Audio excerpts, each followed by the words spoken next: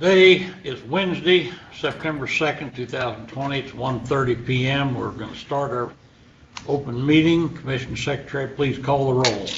Chairman Briscoe. Here. Vice Chair Waters. Here. Commissioner Smith. Here. Commissioner Ecker. Here. Commissioner Brinkman. Here. We have a quorum. We have a quorum. I wish we could have had this meeting in New London as was originally planned.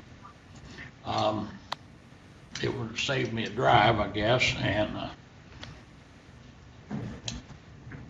but anyway, that aside, I'm glad we have the virtual option to allow us to continue to conduct our business for the benefit of the citizens of the state of Missouri. I want to share a few friendly tips for all of us to follow during today's meeting while we use this technology. Mute your microphone when you're not speaking. Please use the presentation only view if video conferencing to reduce the draw on your internet. Speak slowly, clearly, and at a loud enough volume level to be heard well. There will be some hesitation between people speaking and hearing. Please pause and allow enough time to pass before moving on. Remember, nothing is perfect. If your connection isn't working correctly, please disconnect and reconnect. You may need to change from video conference to teleconference per the instructions provided to you by Commission Secretary.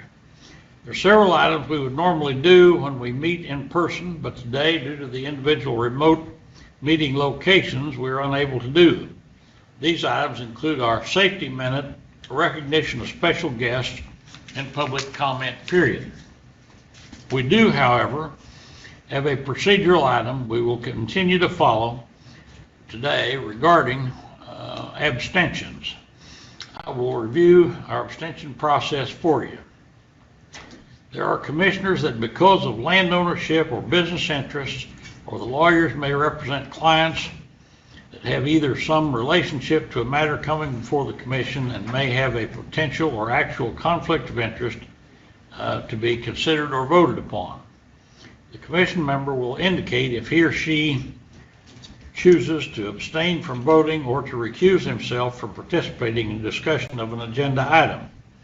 If an agenda item is divisible by contract, call, project, or the like, a commissioner may specify that particular matter and then still vote on the remainder of the agenda item. This information is provided to the Commission Secretary by letter in advance of the meeting. The Commission Secretary will duly indicate the abstentions or recusals accordingly in the minutes of the meeting. Madam Secretary, have the necessary letters been prepared? They have. Thank you.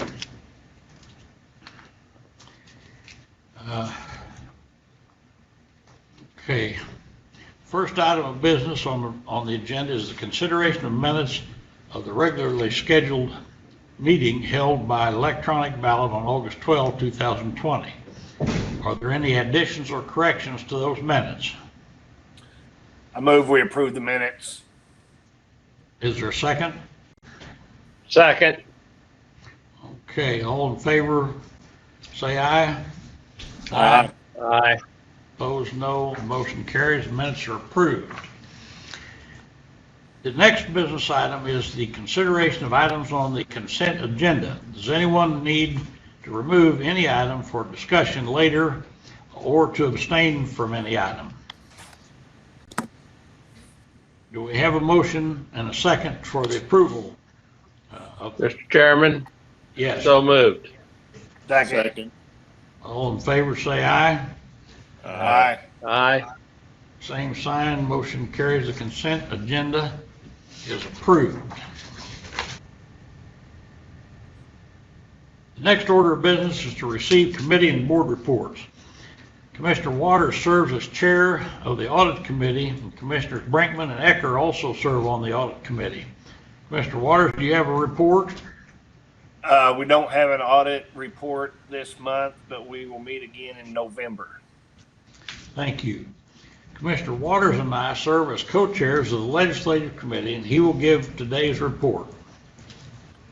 Well, the folks in our government relations department have been pretty busy, and the MoDOT team has been working on the legislative priorities for the 2021 general session.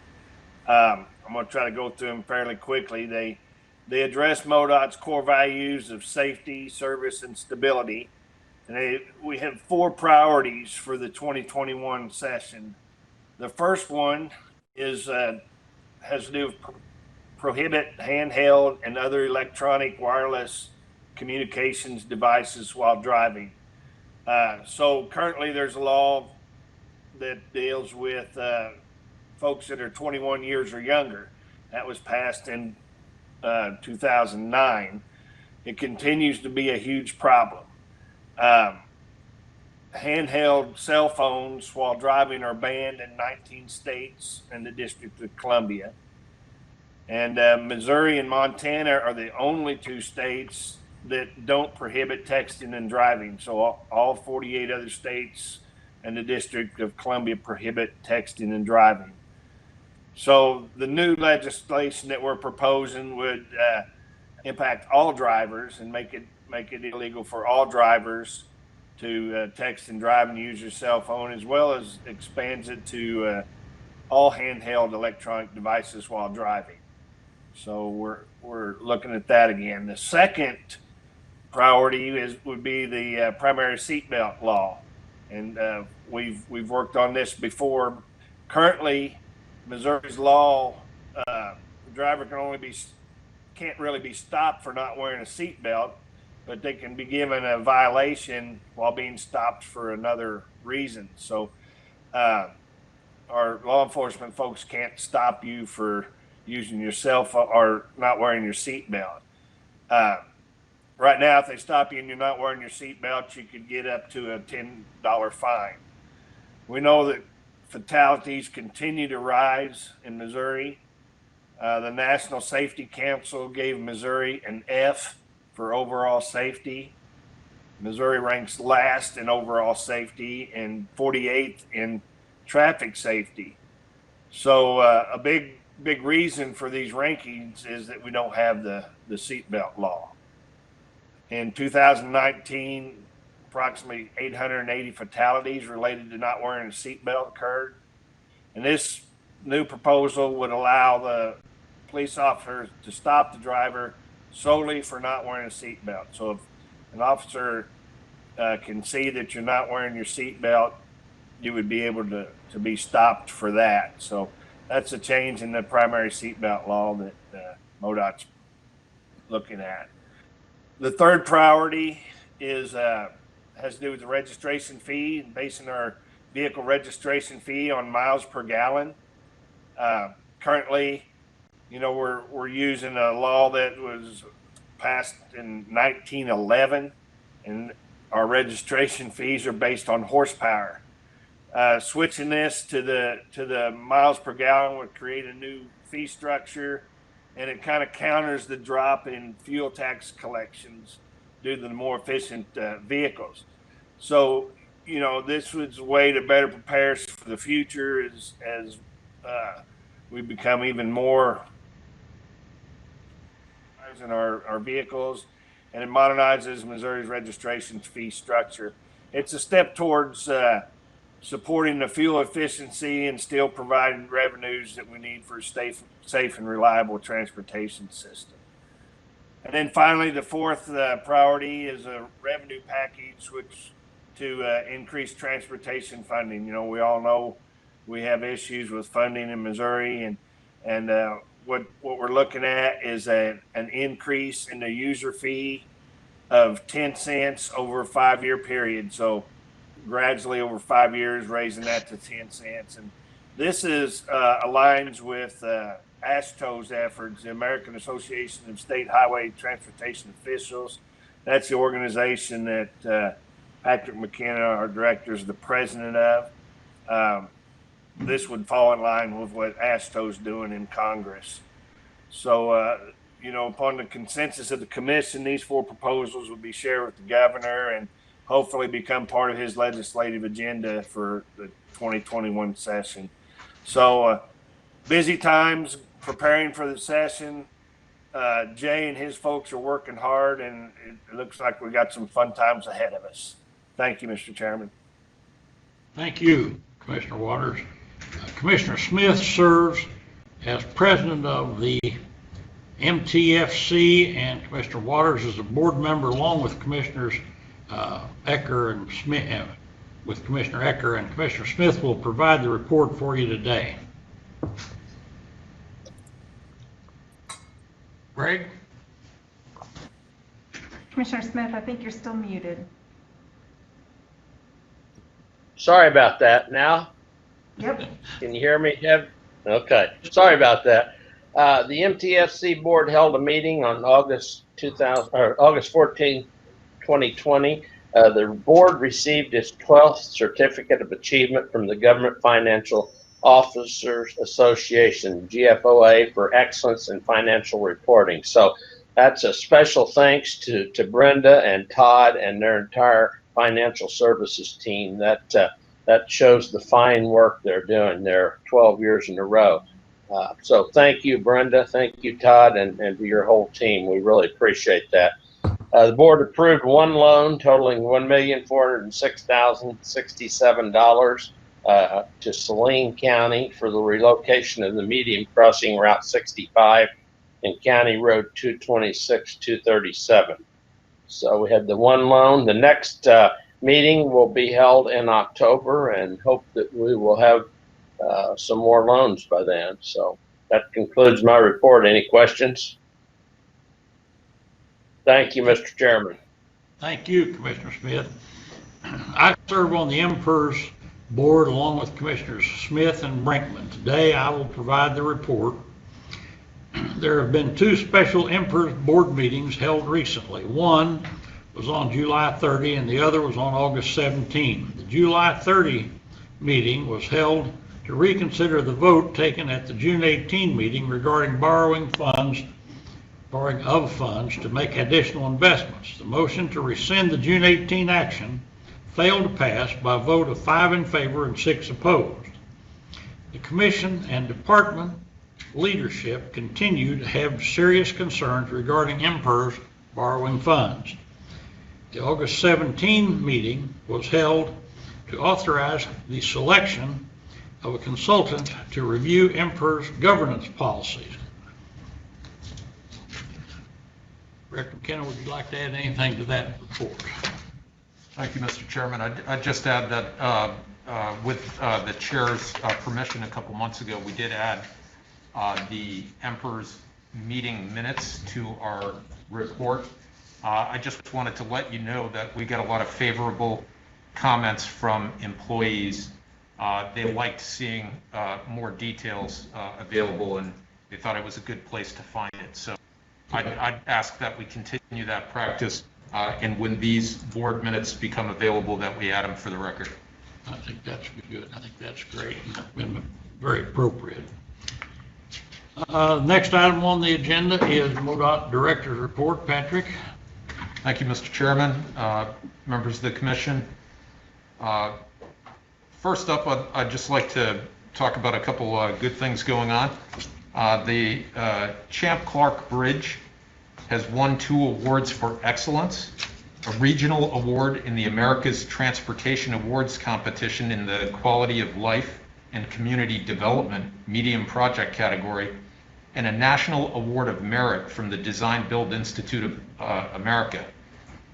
Really great project. I know a couple of you were able to join at the opening. That's a highly successful project for the department, and it's been nationally recognized. MoDOT's won 12 regional America's Transportation Awards since 2010.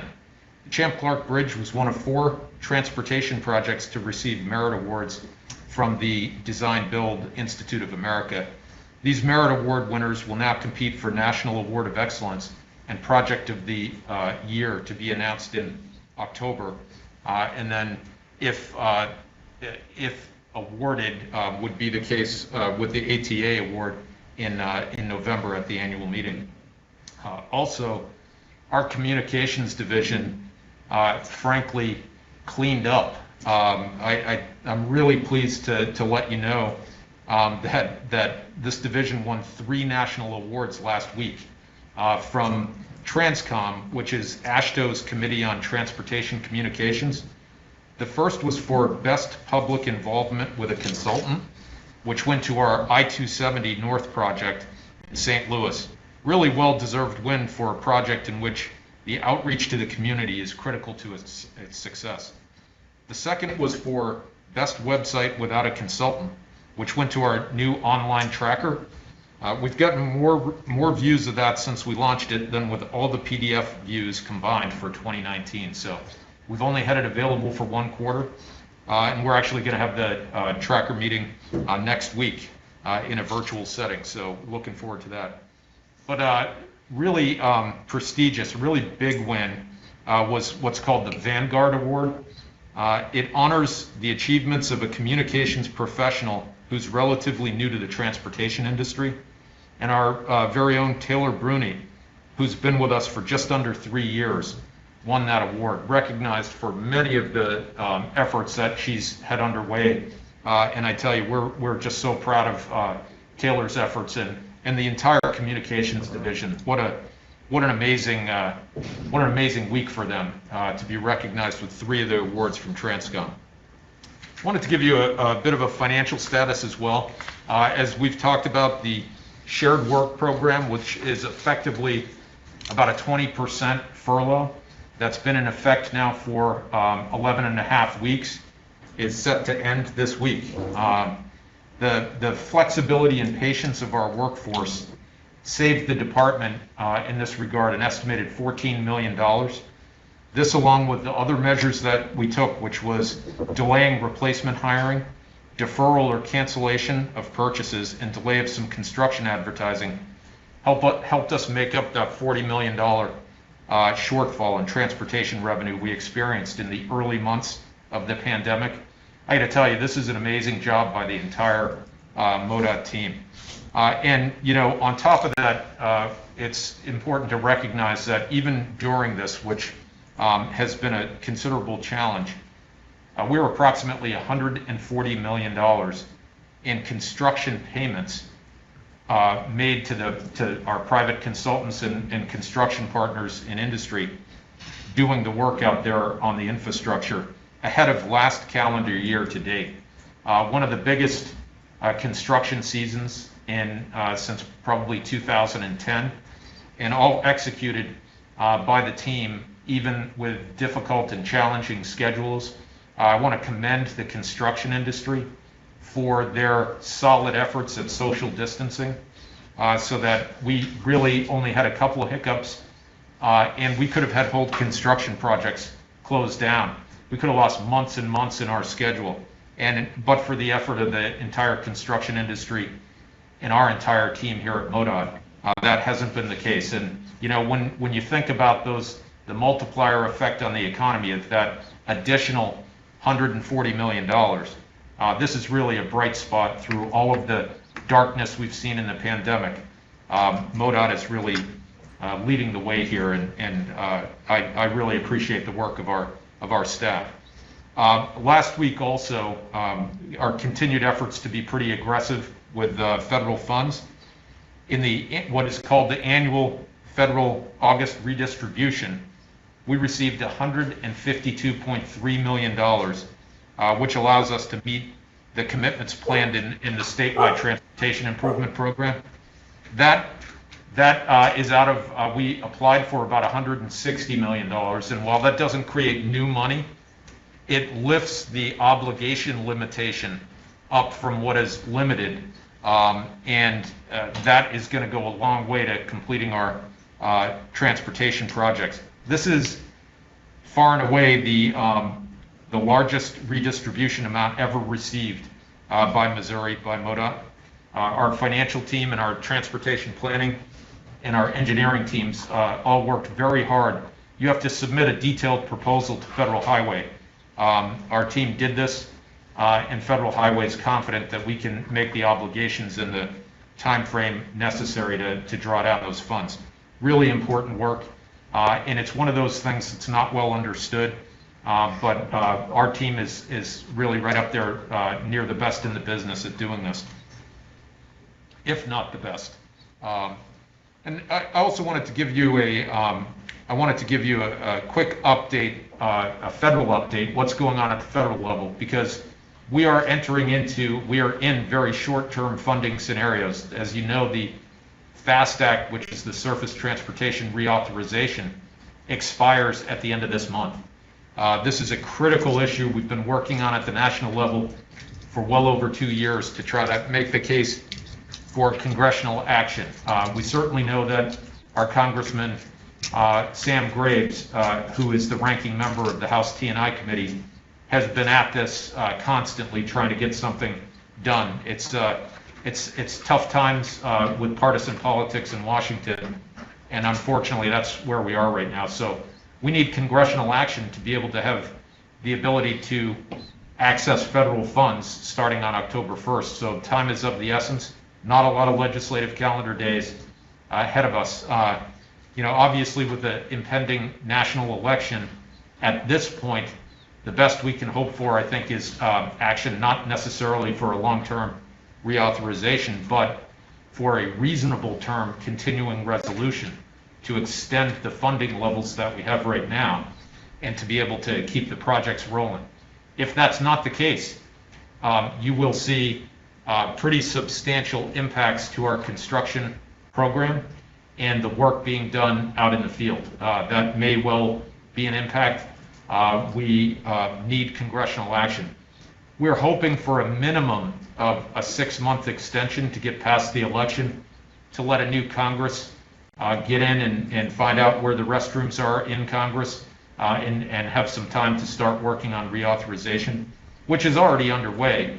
And we have a lot of work behind us already that will help us going forward. But it's vitally important as we look at the project risk for that which we will advertise.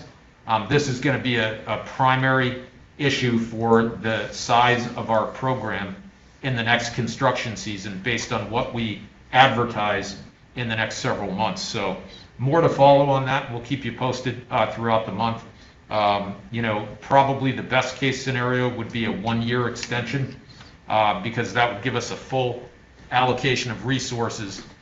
If they do less than a full year, the federal funds get apportioned and we can't obligate a full year's worth of projects. That can be really damaging for us going forward. So again, we'll keep you posted. The next thing I wanted to update you on was just a brief update on major projects, what the status is.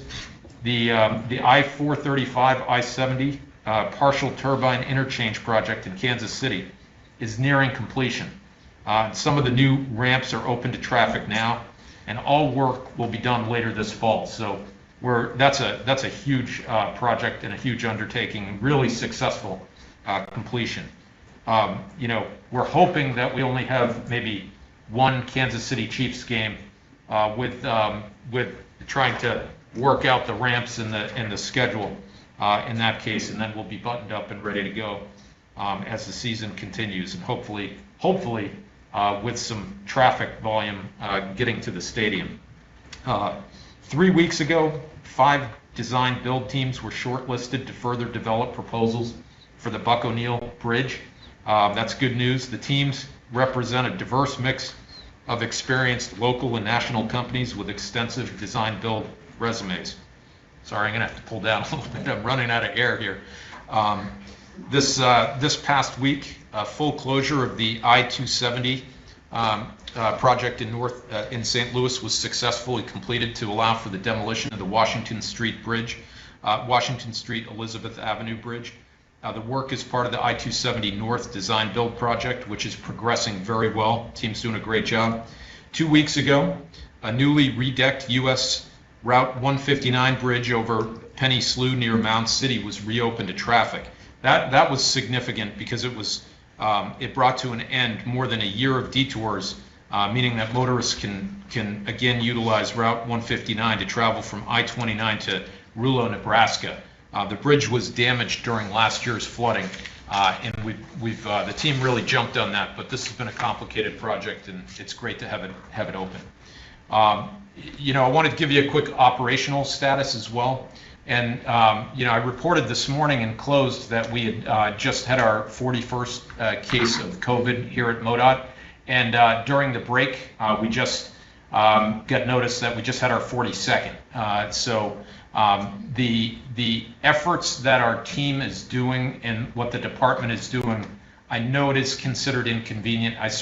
We feel terrible to not be in New London for the chairman to hold the meeting and host the meeting there, as well as some of the things, in terms of public interaction. We have been using virtual formats, but really what it comes down to, and this is critical as I lead into the operational briefing, when we practice social distancing, when we go to the effort of wearing the masks when we can't be at least 6 feet apart and outdoors, when we aren't, and when we're doing the hand washing, this is fundamentally critical for us to continue to provide the services, the ability to keep public and private paychecks rolling.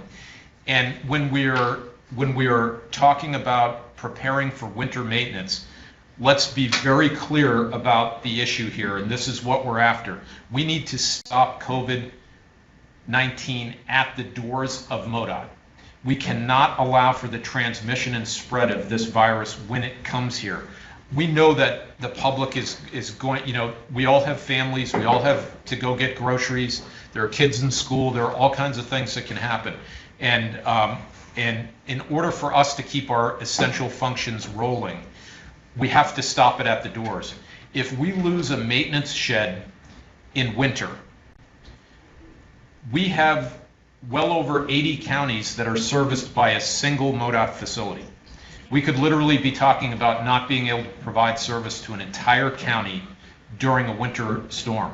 That would shut the economy down without somebody claiming, that we're closing the economy for COVID, but COVID would be what would shut it down.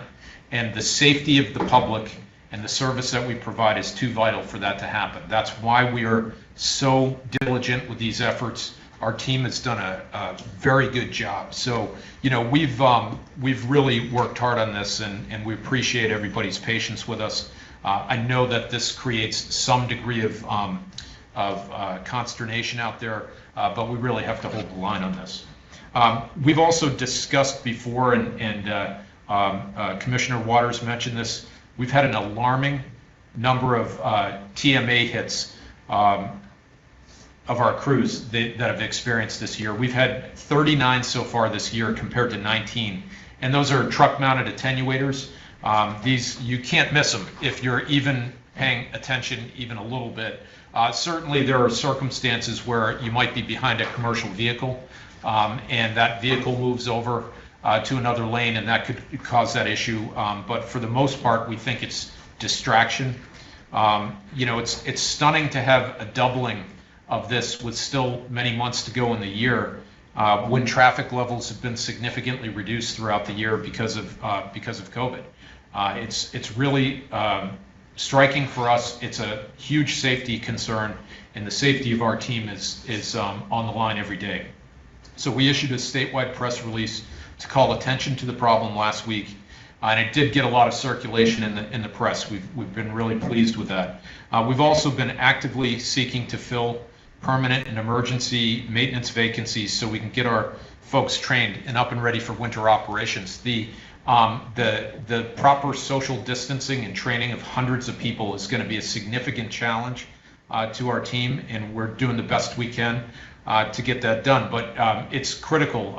We're reporting out on this every day and every week operationally, and just since last week we actually lost ground. We haven't onboarded any of these folks yet, but we were 410 plow drivers or operators short for our winter maintenance coming into this season last week, and as of yesterday, we're now 426 people short. So we have a lot of turnover still going on in this enterprise, and this is a race against time right now to get people up and ready and trained.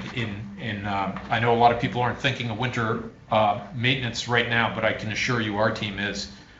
The other operational update is that the annual Drive Sober or Get Pulled Over safety campaign is currently underway, and it's going to run through September 7th.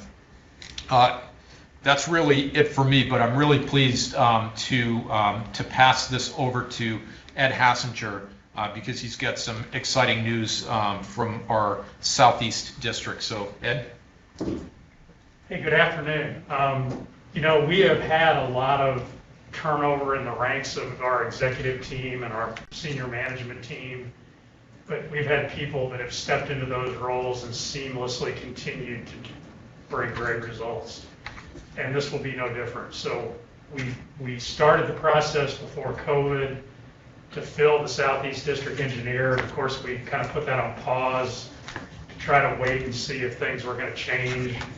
It became very clear that they weren't, so we went ahead with the process, and I'm really pleased to announce to you that Mark Corcoran is going to be our new Southeast District engineer. And Mark started with MoDOT. He started actually in the Southeast District. At that time, it was, I guess, District 9, but started his career in Van Buren in construction. Mark has been in 6 of our 7 districts over his 22-year career to date, and a lot of time in construction, but most recently, you know, Mark is our assistant district engineer in St. Louis. And so we are just thrilled to have Mark taking the reins of the Southeast District, and I know you'll join me in congratulating him on that promotion. And thanks, Ed. Yeah, we're very excited that Mark stepped forward for that additional responsibility. We really appreciate it. It's a great team in Southeast, and we're happy to have him rolling through and taking on that responsibility. The one last thing, Mr. Chairman, is we certainly are aware of not only the pandemic issues and situation, but also the social issues that are affecting our state and our nation. As part of what we're doing on the national scene and at the regional level and inside the state, I just wanted to bring you up on some events there. At the regional level, MASTO states, we've essentially created a task force to flesh out the issues on race, equity, diversity, and inclusion. That's actually being headed up by Margaret Anderson Kelleher from Minnesota. She was a former Speaker of the House in Minnesota. She's a fabulous addition to the leadership of AASHTO and MASTO, and she's going to do a great job.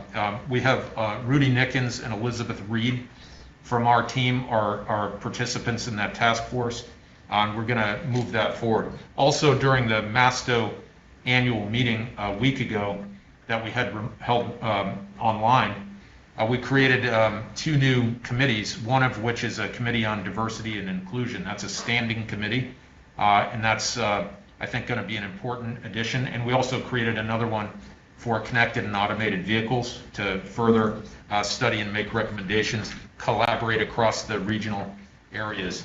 And at the national level, as president of AASHTO, I'm in receipt of a letter from the Civil Rights Committee. And the Civil Rights Committee, in a nutshell, said that AASHTO needs to up its game and needs to address these issues and embed some of these issues into the core structure and the annual meeting structure and the committee structure that we have. They challenged us to take some action, and what I've asked the AASHTO team to do is, we're halfway through, but we've been holding listening sessions with all of the states and members of AASHTO.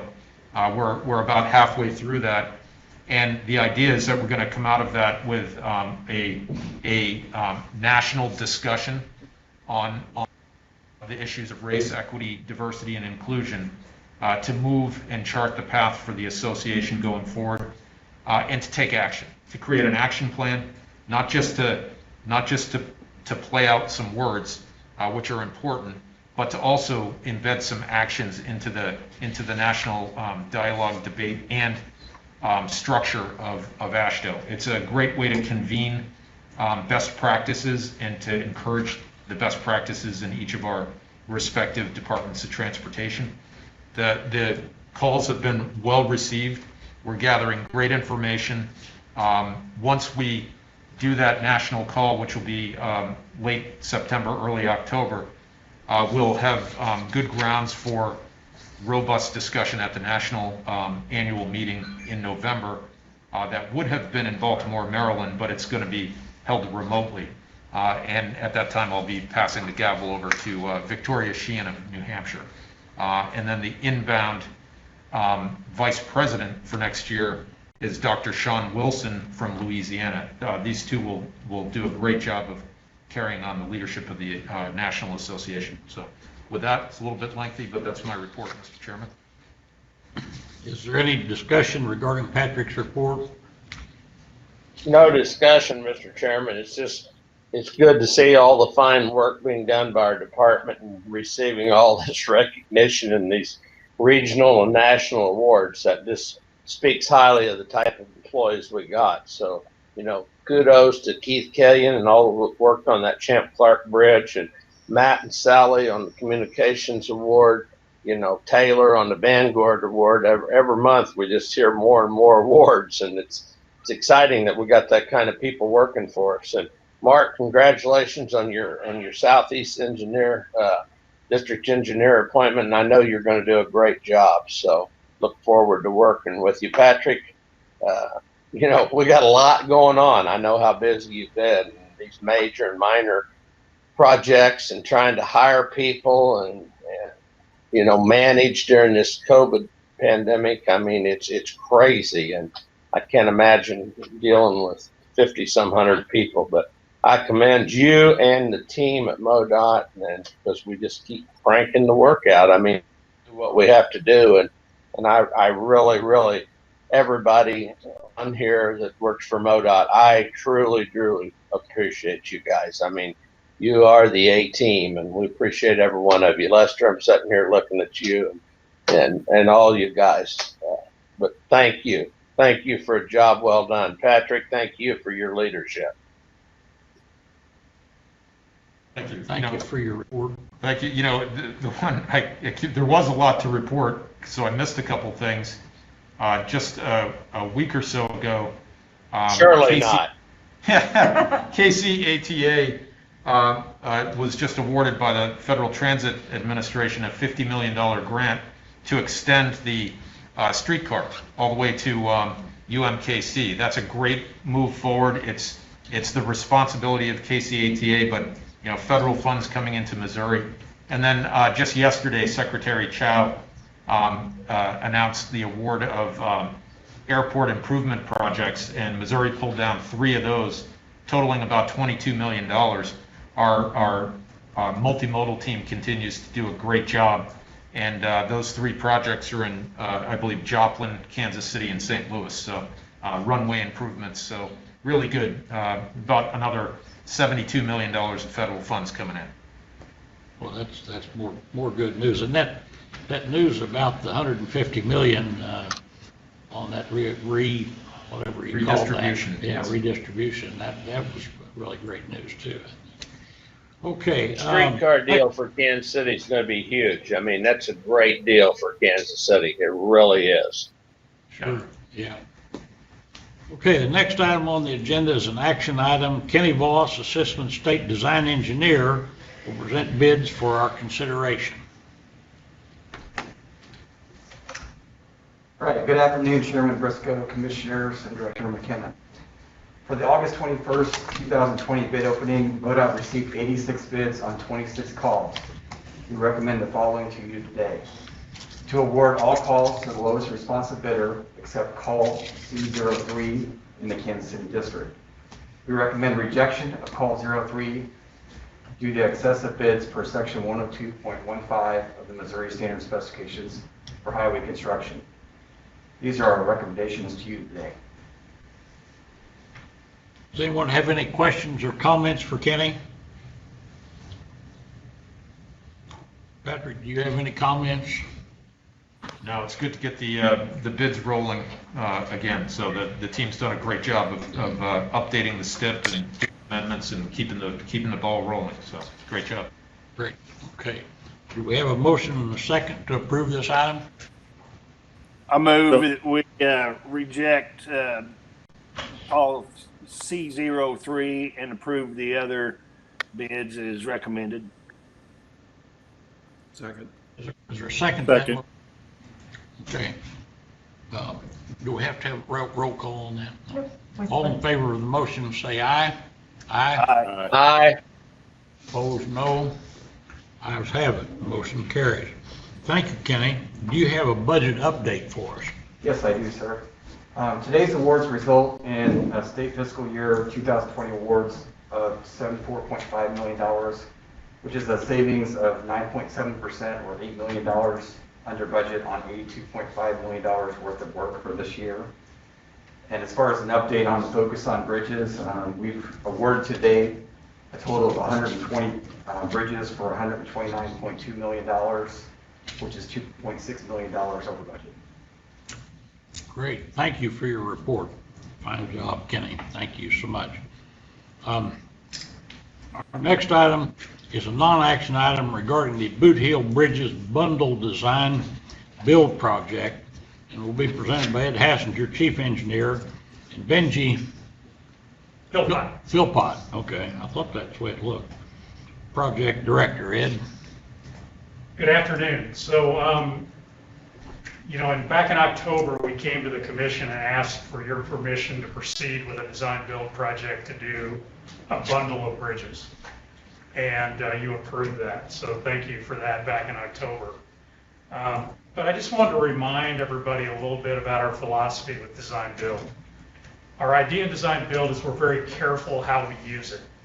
It only is applicable in certain conditions. And we actually do a risk assessment of the delivery method to make sure that it is the right vehicle to get the best value. And so once we do that, we bring that to you and say, we think this is the right vehicle. Would you approve us moving forward with design build? So still, bid build, the things that Kenny just brought to you, is the predominant way that we procure construction in Missouri. But in those cases where design build makes sense, it brings a huge amount of value to us. And the philosophy is identify the risks, put out general goals that we want to achieve, and then give the industry maximum flexibility to be able to bring their innovation to the table, and we get a great value. And that has proven itself time and time and time again, and we continue to try to figure out how to get better at it. So we've tried some new things, and once again, this is the first time we've bundled bridges in various locations around the Southeast District. And as you approved at the ballot last month, I think you can kind of see the value we got. But I thought it would be a great idea, since we didn't get to do that in our normal closed and open session, that we would bring Benji back to kind of give you the highlights of that project. And one of the other things that we do is we choose a project director and give them the authority of the chief engineer to move these projects forward. And I think that's very important, because that's one way that these teams that are competing really get the fact that we are serious about bringing innovation, that when they get the word from our project director, that's how you can perceive that they're really willing to bring us their best. So I'm thrilled to introduce to you Benji Philpott. Benji has been a great project director. And if you remember, in October, things were kind of in normal condition. About halfway through this procurement, COVID hit, and Benji, without missing a beat, moved this whole operation to a virtual environment, team meetings, working with several different teams, and got a great outcome. So I think it just shows you the quality of the folks we got. So I'm going to turn it over to Benji and let him share with you how we did on this. Thanks, Ed. Good afternoon, Chairman, the fellow commissioners, and also Director McKenna. I want to let y'all know that I appreciate y'all giving me the opportunity to present to y'all today. Last year, we were authorized to move forward with the design build project. We've been working through the last few months through the procurement process. We are very excited where we are today, and we would like to go through and give you an update of where we are. Again, I am Benji Philpott. We had two team members that worked with us directly, Caitlin Bauer and David Johnson. I would also like to say thank you to Stacy McMillan, which is the bridge liaison, and David Simmons. He's a design liaison. They both helped us through this project. The next slide, please. Last year, we met as a district and tried to determine the best way to move forward with 15 bridges we had in the district. We met and we thought that we might be able to do a design build, so we went through the determination. We determined that design build was a potential way to move through. We had 11 bridges in this 15 were in poor condition and required replacements. There were 4 bridges that had rehabilitation options. The bridges were as old as 1929, but most of them were built between the 40s and the 60s. Throughout this project, we wanted to encourage the proposers to balance a quantitative and qualitative approach so we could get the maximum quality that meets our standards and the maximum number of bridges. Please, next slide. Last year, the Missouri General Assembly passed a proposal for the Focus on Bridges, and 13 of the primary bridges in this bundle are part of the Focus on Bridges. Next slide, please. As you can see, the 15 bridges were separated out in 8 counties. Geographically, it worked pretty good for this size of a project. The bridges were pretty similar. 13 of these were in the focus. Next slide, please. Throughout innovation, we determined we wanted to see what we could get. We knew we had 15 bridges. We had the cost set up in the STIP to provide 15 bridges. We wanted to challenge the teams. We wanted them to bring innovations to see if we could get additional bridges, if we could increase the scope. We had 10 additional bridges, alternate bridges, that were in the vicinity of the other bridges that we looked at. They were very similar. 7 of these bridges were in poor condition, needed to be replaced, and 3 of them also had rehabilitation options. Next slide, please. To do this, we developed our project goals. We wanted to deliver the project within the program budget of $25.2 million on or before December 31st of 2023. We wanted to use innovation to maximize the number of locations to be addressed while providing quality structures sensitive to location and traffic. We also wanted to minimize the public inconvenience through increased construction speed and flexibility in scheduling. And we wanted to improve safety at each location. Next slide. The budget, we had $25.2 million, which included internal cost.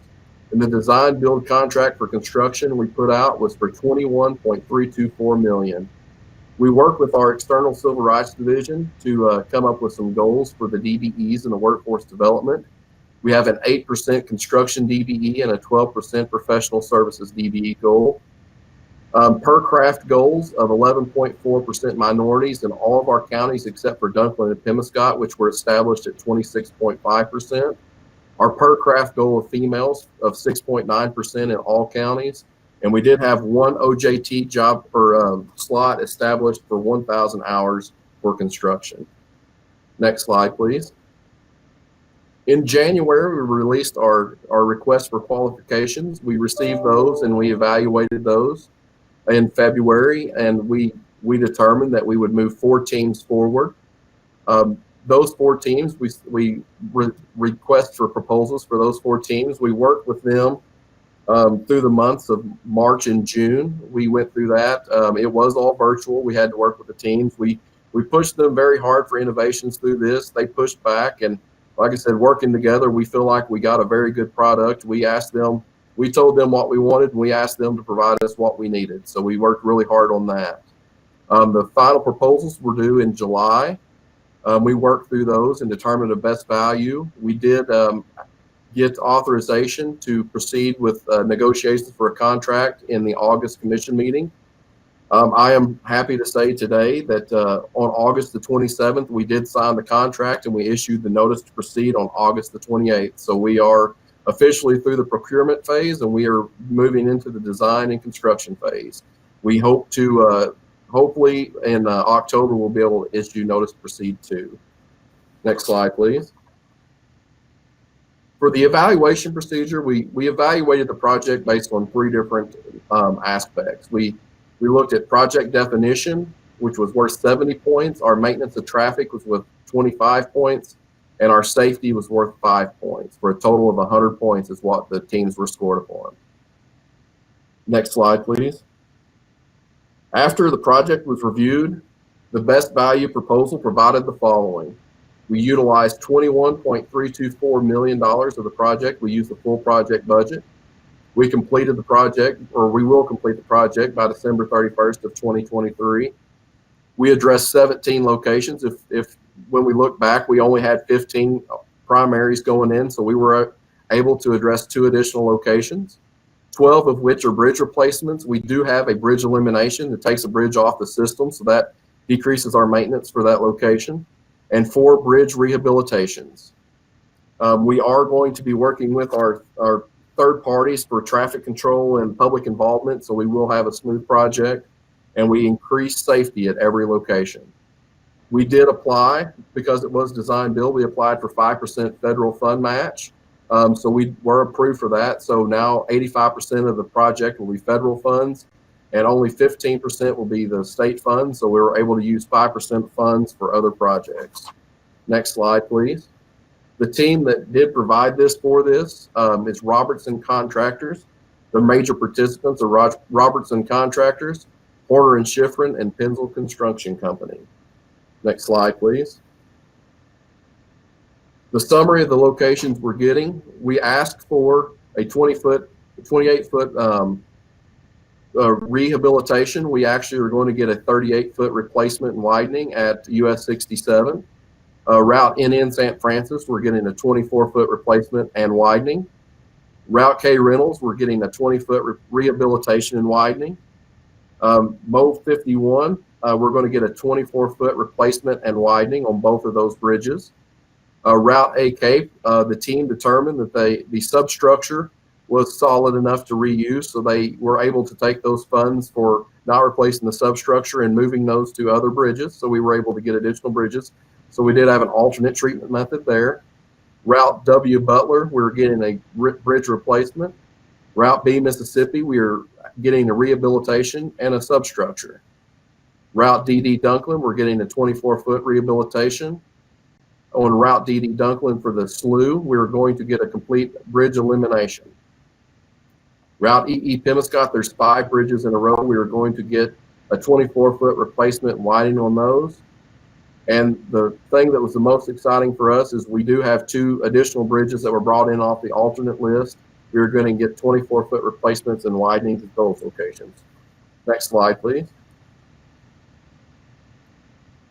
Throughout the STIP, we had dollars set aside for these projects in the STIP.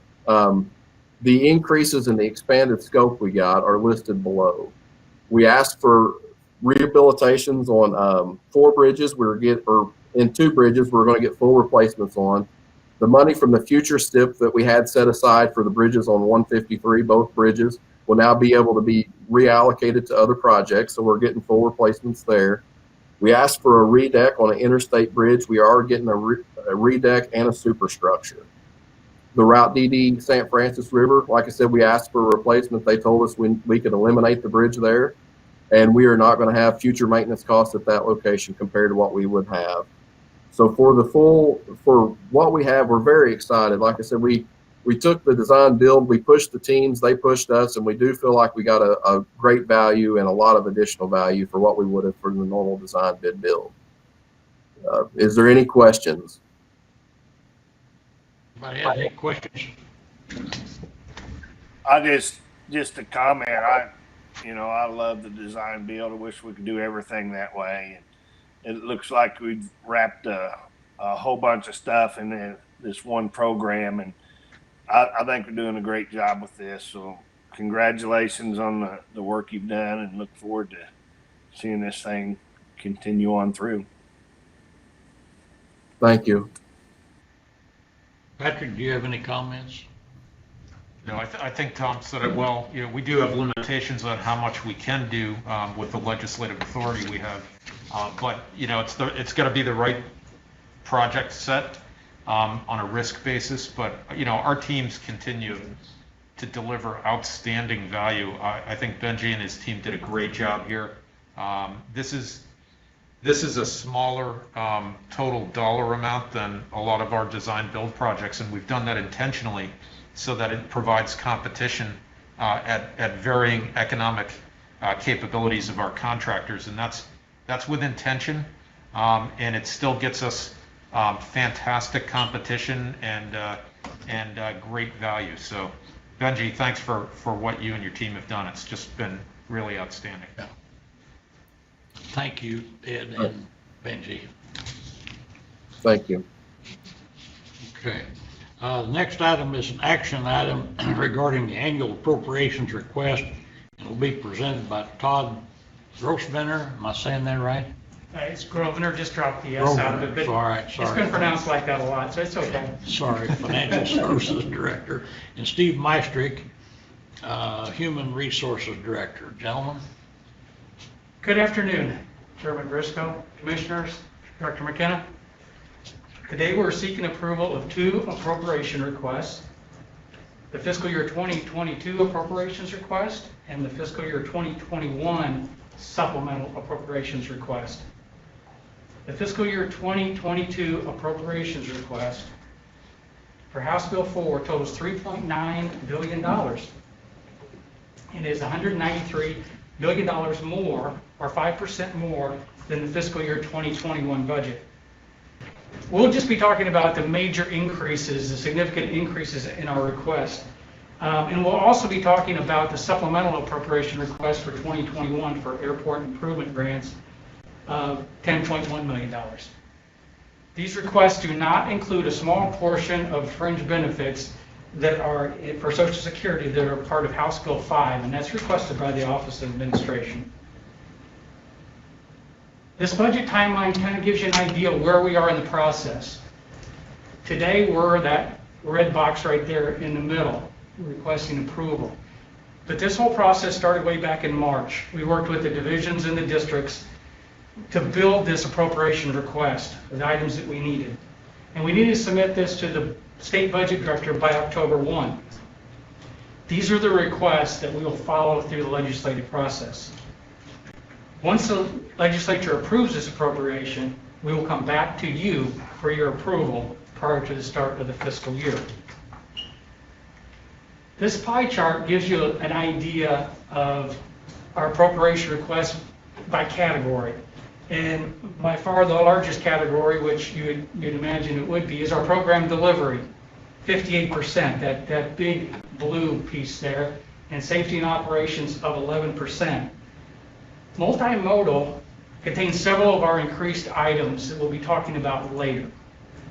Refunds and transfers would make up 15%.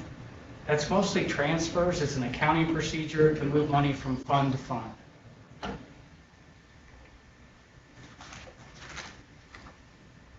We're very thankful for the actions taken by the governor and the General Assembly for pay increases that became effective January 1 of this year. Unfortunately, though, we were not able to maintain that momentum of annual pay increases. Employee retention and costs associated with turnover continue to be major issues for the department. To mitigate salary compression and improve employee satisfaction and morale in relation to pay, we're requesting an additional $4.9 million for personal services, with $2 million for the related fringe benefits, for a total of $6.9 million. This request includes 2 employee retention strategies and a pilot program for new employees. These items will be in addition to any statewide pay plan that might be recommended by the governor. Steve Meistrick, our Human Resources Director, is here to share some more details about these.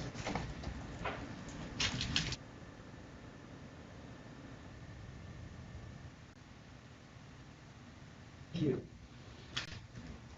The FY22 Personal Services Appropriations Request includes $4.9 million more than the fiscal year 2021 budget and includes the following: $1.9 million for a MoDOT employee retention strategy to improve employee retention and reduce costs associated with employee turnover.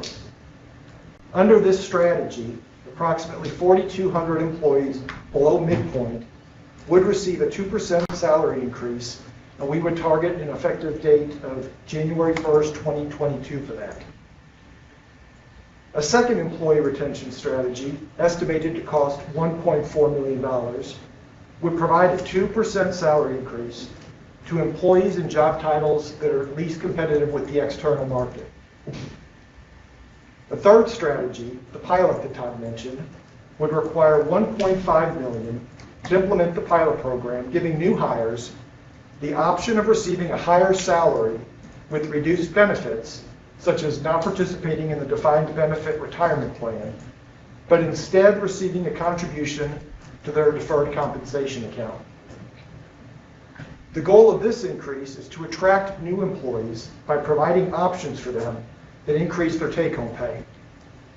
Statutory changes would be needed to make that pilot program effective, and those would have to take place during the 2021 legislative session in order to implement it. A continued commitment to increasing salaries for MoDOT employees is critical to ensure that we can attract, retain, motivate, and engage a workforce of over 5,000 employees. The average MoDOT employee has been with the agency for over 11 and a half years and is earning between $44,000 and $45,000 annually before deductions such as taxes, medical, and life insurance premiums. Despite efforts to improve salaries for state of Missouri employees in recent years, many of our employees have less than $1,000 a year, and some as little as $1,000 a month, and some as little as $100 a month remaining at the end of the month to cover necessities and unexpected costs. This doesn't leave much to cover monthly necessities and other emergency expenses. A recent report published in USA Today reported that almost 60% of U.S. adults are living paycheck to paycheck.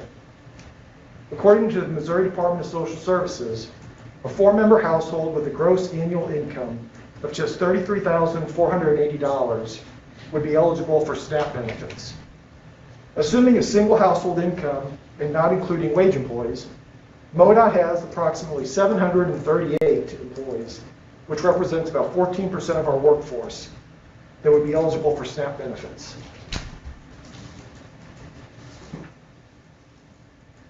For the last several years, estimates have found approximately 10% of our workforce working second jobs, and that excludes those working private farms.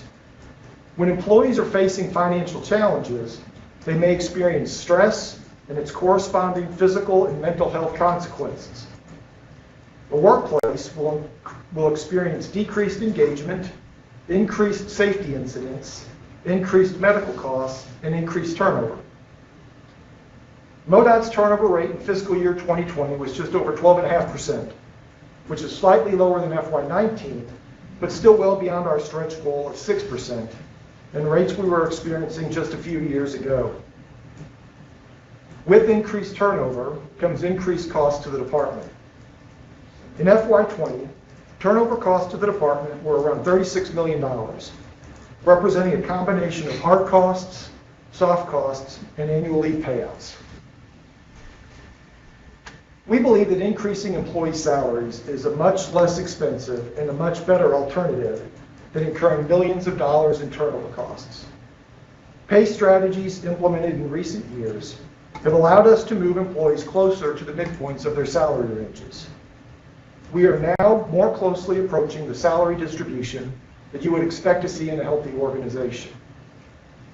It's our recommendation this $4.9 million be considered to mitigate the risk of losing over $30 million due to employee turnover. The increased personal services appropriations requested for FY22 will allow us to continue moving employees closer to the midpoint of their salary ranges and increase the retention of dedicated and skilled employees necessary to ensure the stability of this organization. And with that, I'll turn it back over to Todd. Thank you, Steve. And any actual pay increases will be part of your approval of the fiscal year 22 budget that we'll bring back to you in June. We're requesting an increase of $154 million for the program delivery budget. The program delivery budget pays for contractor payments, right-of-way purchases, design consultants, and federal funds that are passed through to local entities for projects. This increase is in response to the reauthorization of the current Federal Highway Act, the FAST Act. The FAST Act expires at the end of this month. Many of the reauthorization proposals contain increased funding for transportation. If that was to happen, this item would allow us to be able to expend that money in fiscal year 2022. We'd also need to increase in-house program delivery staff to administer a larger program, but that would be requested separately as needed. Requesting an additional $6.7 million of general revenue to help defray the operating and capital costs for the 34 public transportation providers across the state. These funds, along with the current funding of $1.7 million from the State Transportation Fund, will help subsidize their operating deficits. Passenger fares cover less than 20% of direct operating costs. Missouri State Transit Assistance Program is one of the smallest state programs nationally. We're requesting an additional $15 million of general revenue for the state match for the passenger rail service Amtrak. The Missouri River Runner is a vital part of the state's transportation network. It provides twice daily service between Kansas City and St. Louis with 8 stops in between. But currently, that service is only 1 train a day due to the impacts of COVID-19. This increase, along with the current funding of $8 million of general revenue, is needed to cover the fiscal year 2022 operating costs of $12.65 million and the estimated amounts owed at the end of fiscal year 2021 of $10.35 million. This increase will allow the state of Missouri to be current with its payments to Amtrak, which hasn't happened since fiscal year 2010. We're requesting an additional $10.1 million for fiscal year 2021 and $10 million for fiscal year 2022 to expend federal aviation administration funds allocated to Missouri for the Airport Improvement Program. The current funding level is $35 million, and these funds are used for planning, designing, and constructing airport improvement projects such as pavement maintenance, lighting, runway extensions, and other safety improvements. Missouri has 121 public use airports, of which 69 are eligible for this funding. MoDOT serves as a pass-through agency for these federal funds. We're requesting an additional $6.7 million of general revenue for port capital improvement projects from an unfunded needs list of over $150 million. The current funding level is $5.3 million. Missouri has 16 ports and 1 tri-state port commission. These funds are used for the construction of docks and fleeting facilities, purchasing of cranes, and rehabilitation of rail lines owned by the ports. Ports are the on and the off ramps for commerce on the Missouri and Mississippi rivers and spur economic growth and jobs. For every barge filled at a port, the strain on our congested highways is reduced by almost 60 semi-trucks. So we're asking you to approve the 2 appropriation requests as stated in your materials. Are there any questions that we can answer for you? Anyone have any questions of Todd or Steve? Mr. Chairman, I was glad to see that we're spending some money to cut down on our attrition. Requesting $5 million to save a good part of $36 million seems like a pretty good deal. Be interesting. I know this won't kick in for a year or two to see what the net result of that is. I'm sure the benefit cost ratio is way above 1, which is what would be great for the department. But kudos to you guys for getting our people some more money.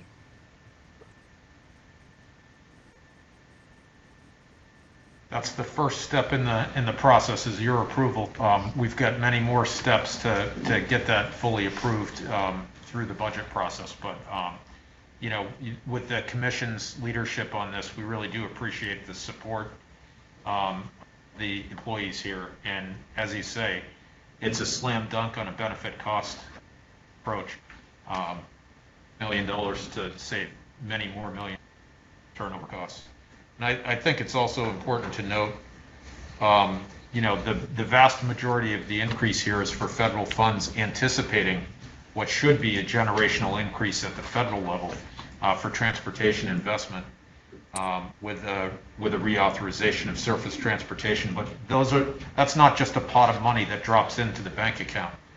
That is a federal program, and every single project is its own separate grant. So these are reimbursable funds. And that's a really important thing to note, that it's only federally eligible projects that gain access to that money. And I think it's also important to note, and it's in particularly because of COVID-19, that finally coming to the table as a department and supporting through our budget request operating assistance to the transit industry. And this is all of Missouri. We have the largest rural transit network in the nation, and this helps keep people safely in their homes and aging in place in their homes. We've done an abysmal job of supportive transit in this state, and this is a high hill to climb during this time, but I think it's an important statement of support to the industry by MoDOT. So I thank you for the consideration of that request. Mr. Chairman, I move we approve the $3.9 billion request as presented. Is there a second? Second. All right. Before we vote on this, I want to point out that there are two significant actions that we on the commission take that have tremendous impact on the department. One is review and approval of the STIP. The other is approval of the budget. While this is the appropriations request, it is a significant step in the budget process. Okay, we have a motion and a second. All in favor, please say aye. Aye. Aye. Aye. Right.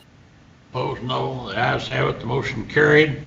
Thank you, gentlemen, for your presentation on this very important subject today. Thank you. Our next item is a non-action item regarding the department's response to the ongoing pandemic.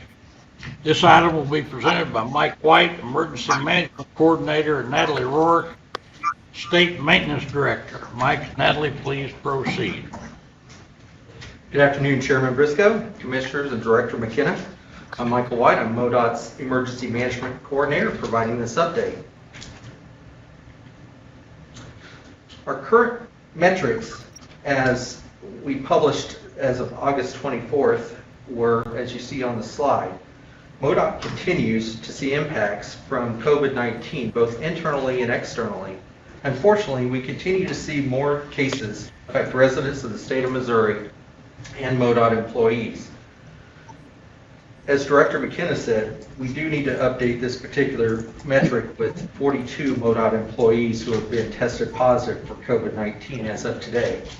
This has led to an impact on our work locations. As an example, during our shared work program in the month of July, 51% of MoDOT employees were working in their normal location, 24% were working remotely, and 23% were unable to work due to shared work restrictions in scheduling and normal leaves of absence. Natalie Roark, our State Maintenance Director, will join us in a few minutes and share how we have overcome these challenges and continue to provide a world-class transportation system in the state of Missouri. We have great support at all agency levels for the COVID-19 incident management system that we implemented back in March. The incident management system is entirely focused on implementing strategies and tactics to keep our staff safe. in communicating this throughout MoDOT using the National Incident Management System. One of the challenges in any incident is communicating throughout the system. I learned early in my fire service career that the most important person on the fire scene is not the fire chief with the white helmet giving directions. Rather, instead the firefighter inside the building getting the work done. So employing the incident management structure has provided for timely, consistent decision making and provided a way to communicate those decisions across the entire agency. COVID-19 has been a unique event in that most of the decisions were about policies and not resources. COVID-19 has been a valuable experience for our staff members to implement the National Incident Management System on a statewide event. Currently, we're rotating additional staff members into the ICS positions in order to gain additional experience and allow for some time away for folks that have been at it since March. Another part of our emergency management structure is continuity of operations. Continuity of operations plans normally provide guidance on how to keep operations in place when a facility, infrastructure, or staff availability has been affected by a disaster. Fortunately, we updated our continuity of operations plan in December of 2019.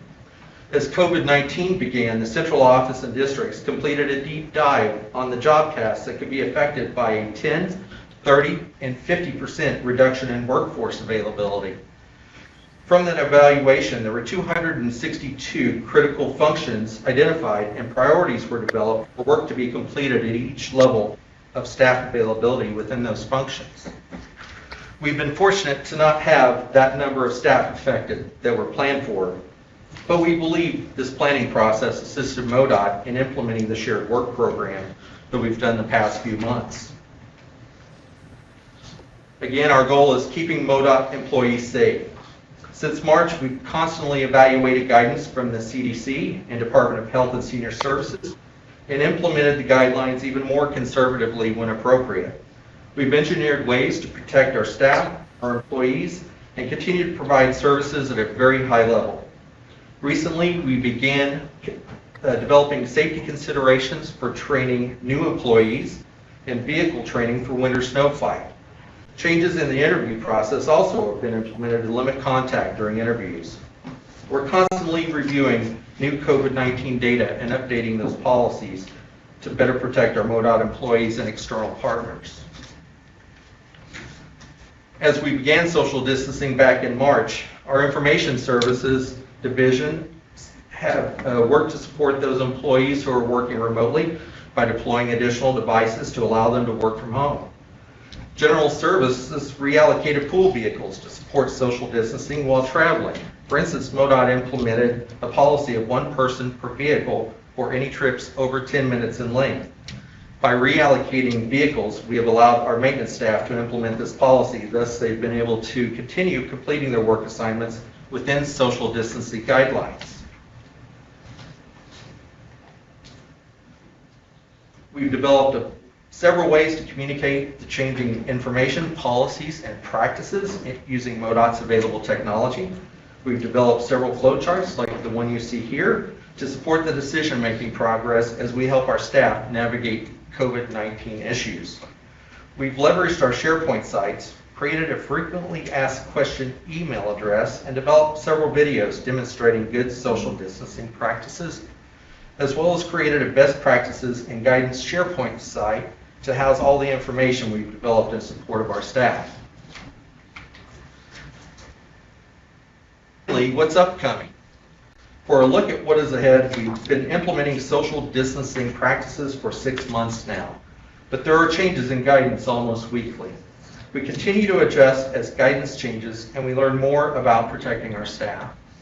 We continue to plan for the long haul. The state of Missouri and MoDOT are looking at long-term strategies for providing the best customer service as we continue to have impacts from COVID-19 over the next several months. MoDOT was chosen to pilot a COVID-19 testing program for all state employees in September. 300 MoDOT employees were randomly selected to be tested this month. This will lead to a statewide program to test about 10% of the state employees going forward. We also continue to plan social distancing for the hiring, training, and work efforts during winter operations. Next, Natalie Rohr, our State Maintenance Director, will provide an update from the maintenance perspective. Thank you.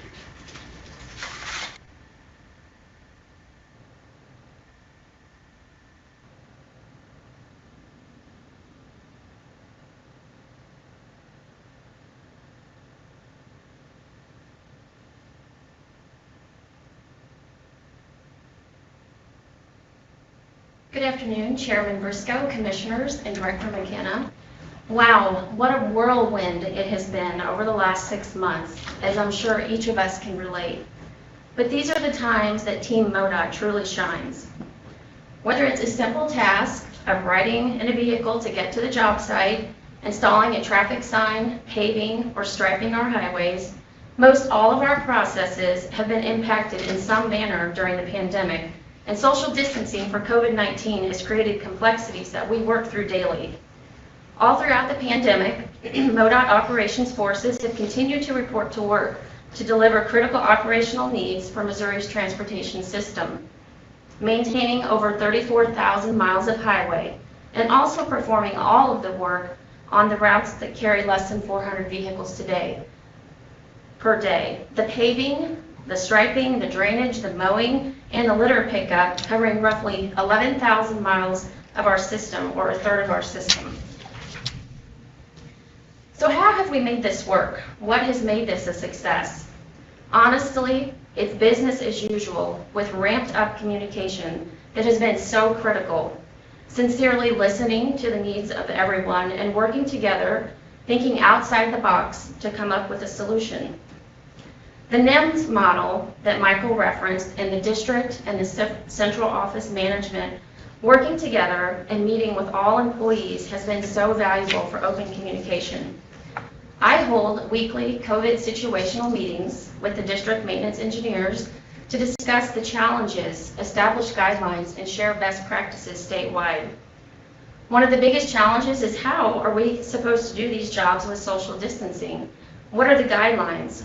The operations team has worked with all 7 districts and the Safety and Emergency Management Group to put in place the operational guidelines for social distancing. The main goal, protecting our employees so that they can still deliver our services, make the supply chain run, and keep the economy going, and most importantly, protecting their own families. We developed general everyday guidelines for vehicle usage, for face coverings, for traffic control, general worksite practices, parking at the job site, cleaning instructions for buildings, for equipment and tools, just to name a few. Then we took a deeper dive looking at our mission critical functions and our continuity of operations plan. Whether it's a downed traffic sign or traffic signal, a tree, a deer, or debris in the roadway, a large pothole or a blow up in the roadway, what are those priority tasks that we have to deliver for the safety of the traveling public? If 6-foot separation cannot be maintained for a task, we identify ways to alter those operations to maintain the 6 foot. For the priority 1 and 2 tasks, employees are allowed 10 minutes of close contact with the face covering. And for the priority 3 tasks that can't be performed with 6-foot social distancing, the work is delayed. A large blow up in the pavement or a downed stop sign are examples of priority 1 tasks that we will still deliver with social distancing. An example of a priority 3 activity that is delayed is installation of our Adopt a Highway signs. We're still accepting and processing the applications, however, the sign installations are being delayed until after COVID. We then looked at the larger operations. Many quick action teams have been formed, pulling together the field experts to share best practices on all of the operations. Asphalt pavement repair, chip seal, pipe repair, and bridge repair, and many more. MoDOT mows over 400,000 acres of right-of-way annually. One stumbling block for mowing is transporting a single operator to the mower when the tractor is staged away from the maintenance lot. So crews have accommodated by revising their mowing patterns with an emphasis on site distance issues first. Most all areas will be complete this fall. Litter pickup and urban mowing is impaired in some districts because incarcerated crews have not been available throughout COVID. When COVID hit in March, MoDOT was using approximately 240 inmates daily. Weeds, mowing, and litter can be common customer concerns, and our employees have just as much pride in getting the work done as well. But it's a balancing act to accomplish those priorities. Striping productivity is down 20 to 25% due to the social distancing challenges and no overtime being allowed due to budget constraints. The rear cab of the striper that typically holds 2 stripers, each striping one line, isn't wide enough to allow 6-foot separation. But that didn't stop our team. The St. Louis crews were creative and established a plastic sheeting creating 2 separate dedicated spaces for each operator, allowing adequate social distancing. Most districts will complete their majors and the regionally significant routes, but the minor routes and the ramps will be delayed and be behind. Districts are really stepping up and helping out other districts to complete the work, so great teamwork to everyone. Most pavement work has been a priority overall to accomplish, but some districts are behind on concrete pavement repair, chip seals, or crack sealing, but many are picking them up in September as well. So what's next? Gearing up for winter, this creates many challenges, to echo exactly what Director McKenna said earlier. Number 1 is staffing. Right now, we're roughly short 400 full-time maintenance and emergency equipment operators going into the winter, and we're working diligently to get those filled. Come for the snow and stay for the mow is our hiring campaign slogan to encourage employees that there's more opportunities at MoDOT even after the winter season. Jobs are posted, and we're seeing fairly good responses in the applicant pool, and in some areas better in the state than other areas. So quick action teams are continuing to work through getting ready for winter with social distancing. First of all, how do we even interview with social distancing? How do we conduct onboard training and all the necessary safety training for such a large number of new hires? After much deliberation, we decided we'll only be doing telephone interviews, and the training will be virtual for a portion and in person in limited group sizes for the skills training that is so critical to learn safely. How do we train operators to receive their commercial driver's license? New hires are only required to have a permit. How do we ensure operators are comfortable driving a snowplow truck and get to know their routes and their turnaround points? And what happens in the unfortunate event if we have 50% or 75% of a building contract the virus and we can't clear the roads in that area? So no doubt it's an ongoing challenge as we continue to work through the pandemic.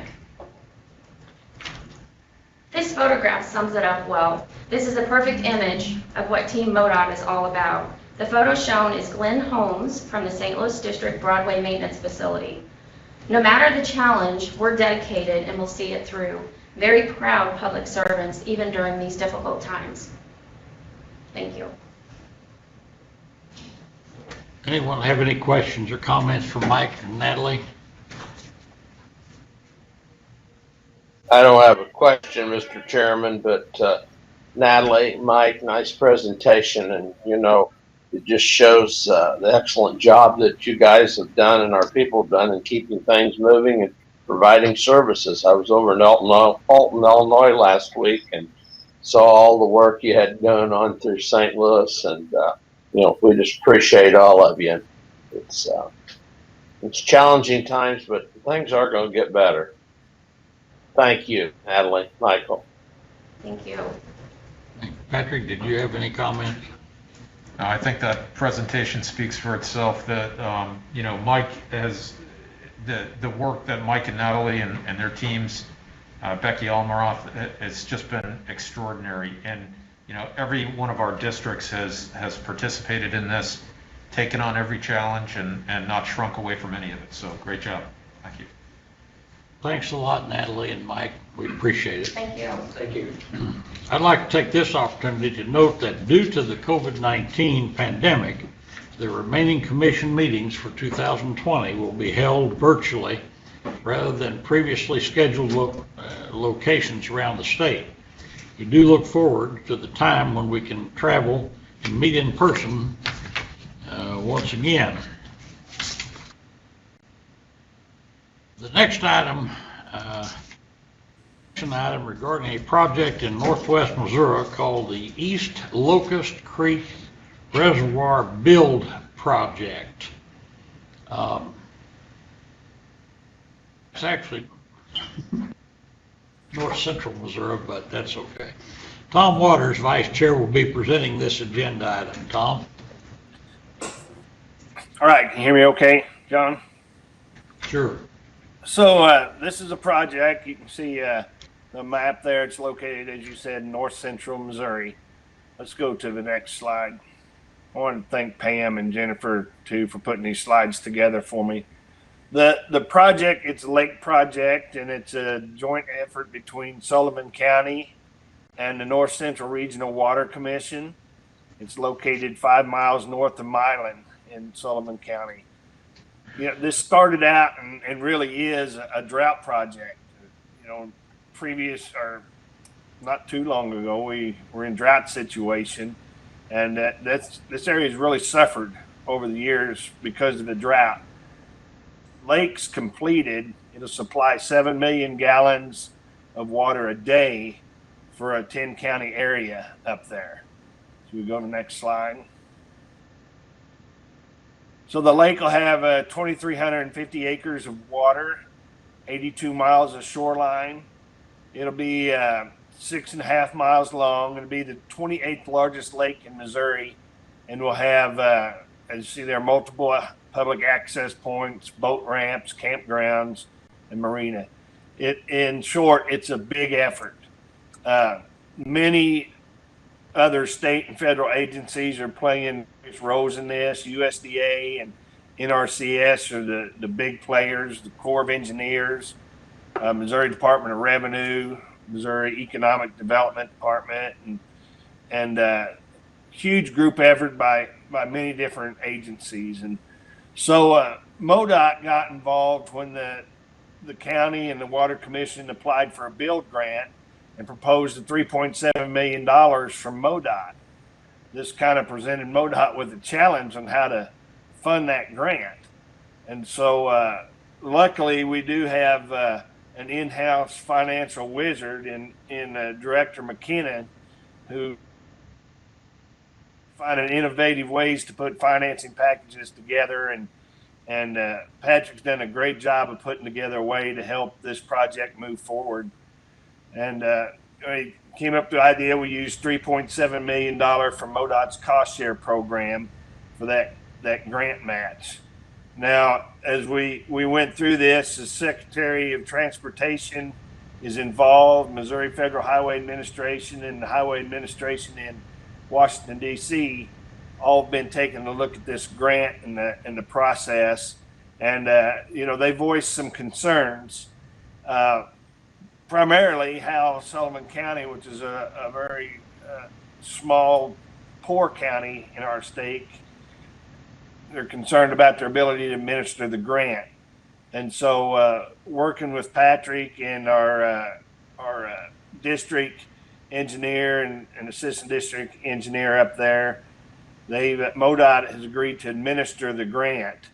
And so some of the other concerns that the feds had to do with some of the financing efforts. And again, Patrick went on the search for money and came up with the idea of using $5.5 million of economic funds through the economic cost share money.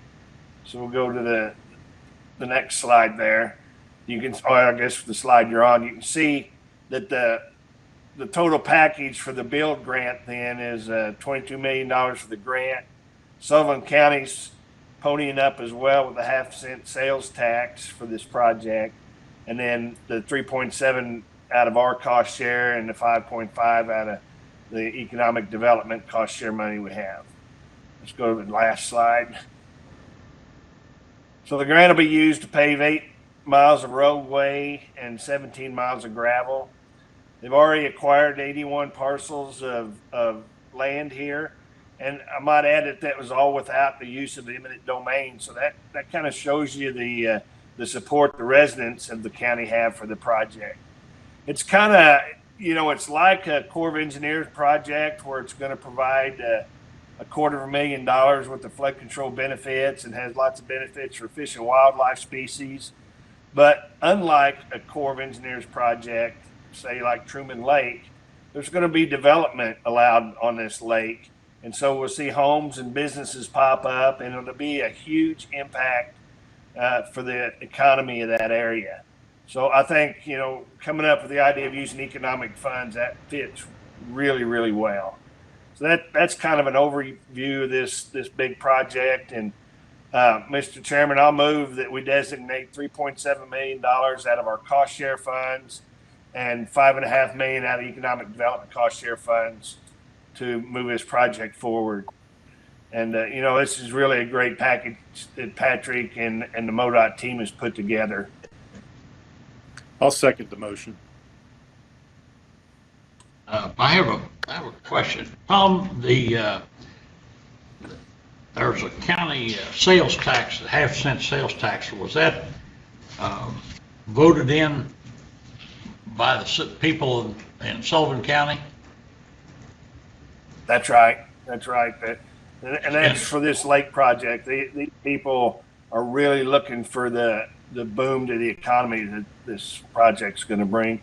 And the importance of the water can't be understated. The drought has really impacted folks over the years up there. And that's just, that sales tax though is just Sullivan County, it's none of the other counties. Is that correct? I'm not sure on that. I think maybe some of the other counties may have pitched in. Terry, do you know on that? I thought it was just Sullivan, but I'm not sure. Okay. Anybody else have any questions or comments for Tom? I'd just like to make a comment that said it before. Patrick has went above and beyond the Call of Duty on this, and glad to see that it's come up with a plan. And I know that the Congressman Graves' office is ecstatic about this plan. So good job, Patrick. I think we should highlight the effort of the Department of Economic Development as well. Tom mentioned that, but I think it's worth noting. Rob Dixon and his team really did have their keen economic development eye on this project, so their support was key to having this whole plan come together, as was the support of the U.S. DOT, the Office of the Secretary, and Federal Highway Administration. Okay, all in favor of the motion say aye. Aye. Aye. Aye. Opposed, no. Motion carried. Thank you, Tom and Terry. Now, next we're going to consider the leadership positions for the commission. You may remember that at the March 4th meeting this year, Commissioners Greg Smith and Mike Pace, as the most senior members of the commission, requested to be excused from serving in a leadership office as either chair or vice chair. At that meeting, and as the next most senior members, I was elected to serve as commission chair, and Commissioner Tom Waters was elected to serve as vice chair. For a variety of reasons, the opportunity for Tom and I to serve in leadership positions is shorter than normal, and in order for us to have equal time serving as chair and vice chair, we decided to divide up our leadership time almost equally. This means that Tom and I propose that we rotate our leadership positions at the conclusion of this meeting. Tom will serve as chair and I will serve as vice chair. Our terms in these rotated leadership roles will expire at the end of our membership terms on the commission on March 1, 2021. Of course, however, we continue to serve till the governor appoints our replacement, so God knows when that'll happen. While what we're doing is a little unusual due to the circumstances we're in, it remains in the spirit of the intent of Section 226.030.2 of the revised statutes of Missouri, where two members from opposing political parties who have the most seniority are elected to serve in commission leadership. Our chief counsel has advised that section 226.120 of the revised statutes of Missouri allows this rotation, as the commission can choose their leadership officers and set the terms of those officers, and that this must be accomplished by holding an election. At this time, I will entertain a nomination and a second for Tom Waters to serve as chair effective at the end of this meeting through March 1, 2021, or until the governor appoints his and my replacements. So moved. Second. Okay. Second. All right. Any discussion, Mr. Chairman? Or? No discussion, just all in favor say aye. Aye. Okay, opposed no, motion I carried. kind of wanted to declare that senior. I kind of wanted to declare that senior up there. Congratulations, Tom. We also need to elect a vice chair, and I'll entertain a nomination and a second for me to serve as the vice chair effective at the end of this meeting through March 21, 2021.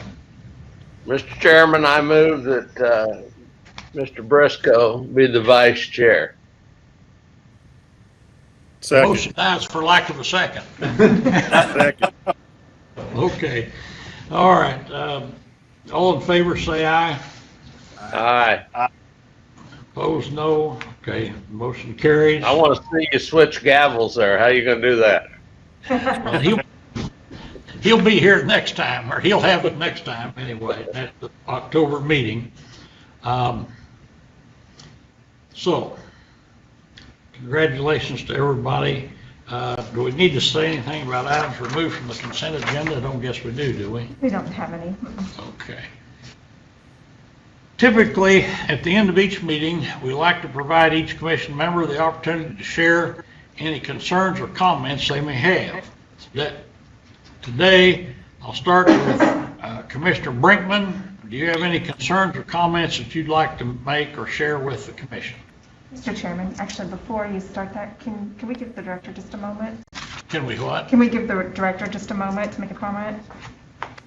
I didn't understand what the hell you said.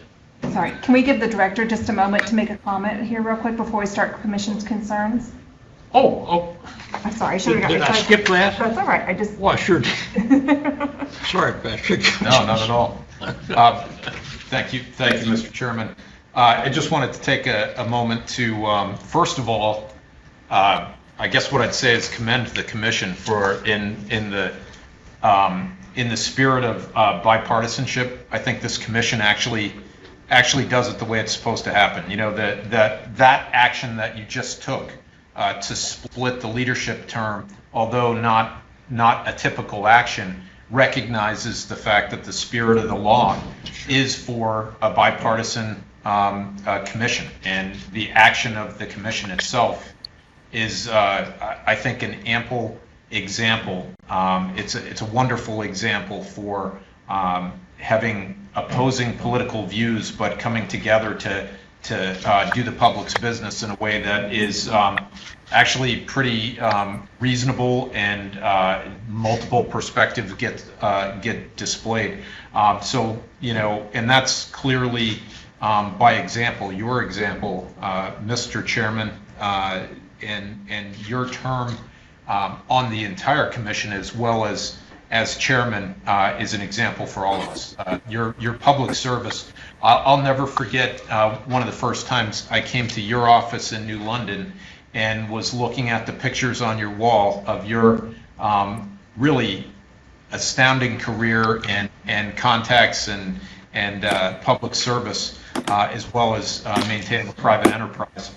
And to see a picture where you were, I believe it was 1957, when you were a page in the U.S. Senate.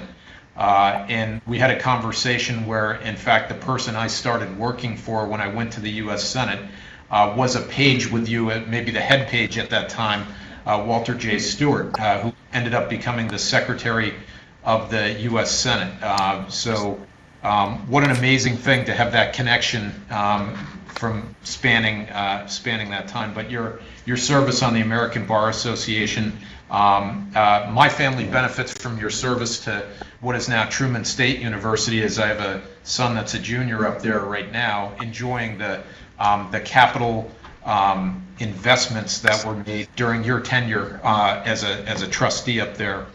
Your political engagement throughout your career, being engaged. That's part of democracy, right? So, in your time on this commission, you've supported the entire department in just a way that's not only appropriately with high expectations, but also with what feels and is a hand of friendship along the way. So we want to certainly recognize your service with an appropriately small public service.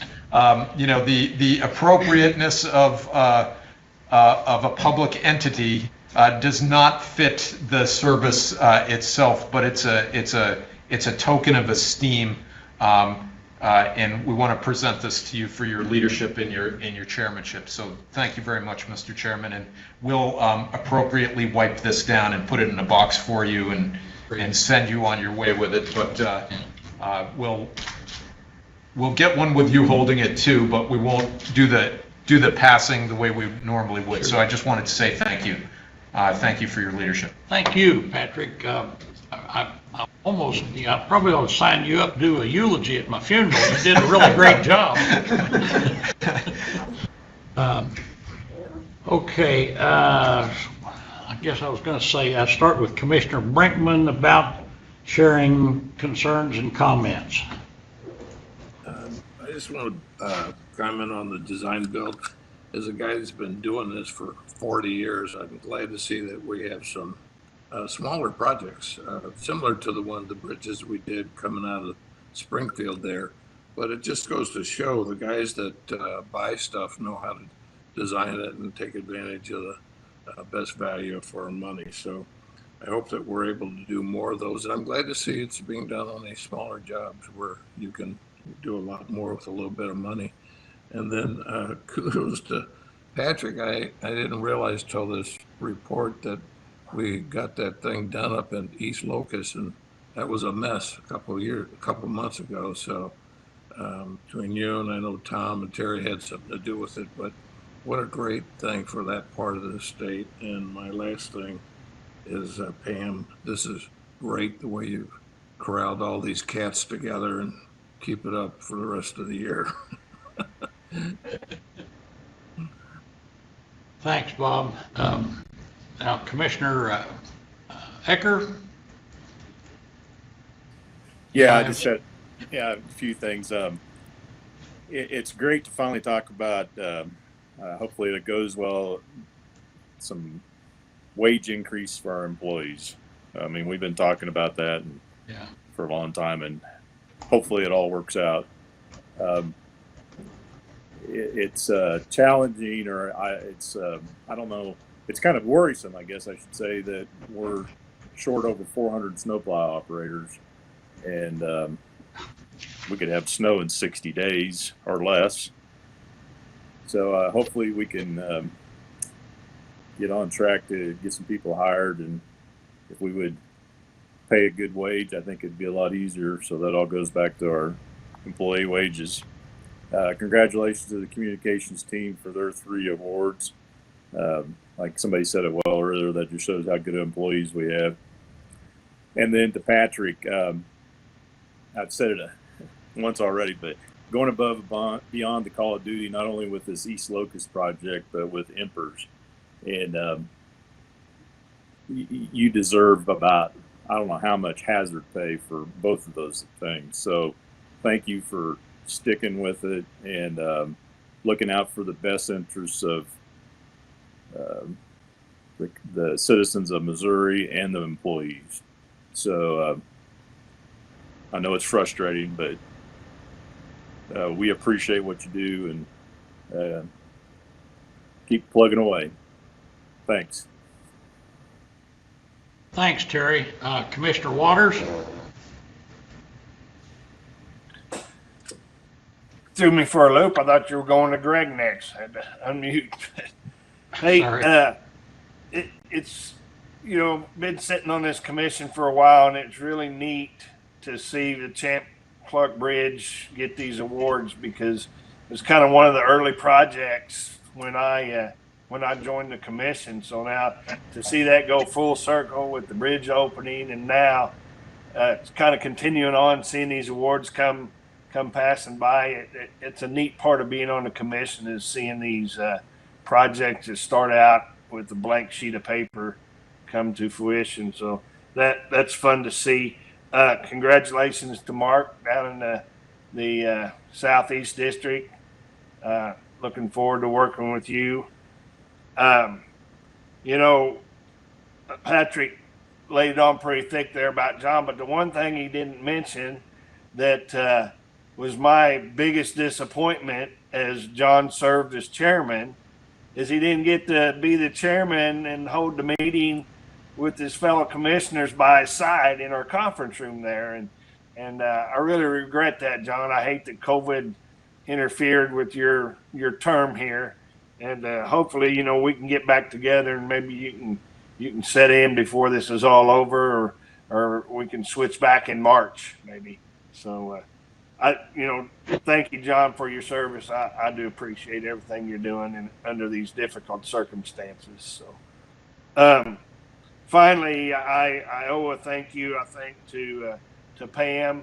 The last few weeks, I've called Pam a lot of times on maybe the East Locust Creek and some issue we've had here closer to home. And I think I told her yesterday or the day before that I just love piling stress on her because she takes it with such ease. So Pam does a really good job, and Jennifer and the folks there. So they never, ever can get enough pats on the back for what they do for us. And so thank you guys for that. And finally, being handed the gavel is a big responsibility, and I won't take it lightly. Thank you, Tom. You'll do a great job. Commissioner Smith? Yeah, you all make it hard when you have to go last. No, I just wanted to thank Pam and her team again for all this hard work. We've been texting here on a couple of little issues, mute your mic, and stuff, and they do a great job. And Pam, it doesn't go unnoticed. We appreciate you very, very much. And Patrick, thank you for all your leadership and the great employees that you all have at MoDOT. And I appreciate all of you. Tom, congratulations on you taking over the chairmanship. I know you're going to do it very well on that job. And Heavy, Commissioner Briscoe, thank you for the leadership that you've shown us the past 6 months. I really appreciate it. And but more important, I want you to know I appreciate your friendship very much, John, very much. So that's all I've got to say. Thank you, Greg. I appreciate your kind words. I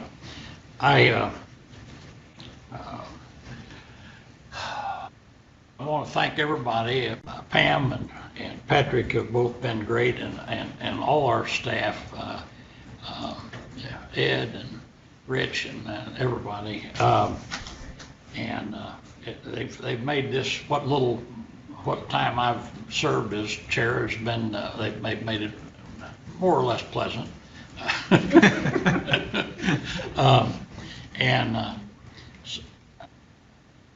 I had several things I wanted to say. One of them is this: I was disappointed that we couldn't have this meeting in New London, and I wanted to brag on our MoDOT people and the contractor that just recently finished the job on Highway 61 and Route A intersection at New London. There'd been several people killed there over the years, and they've got that situation straightened out, and they did it efficiently and quickly, and they did a great job. And people, and the great thing is, locally, people figure, well, here, since I'm on the commission, that I got that done. And of course I said, well, yes, I did.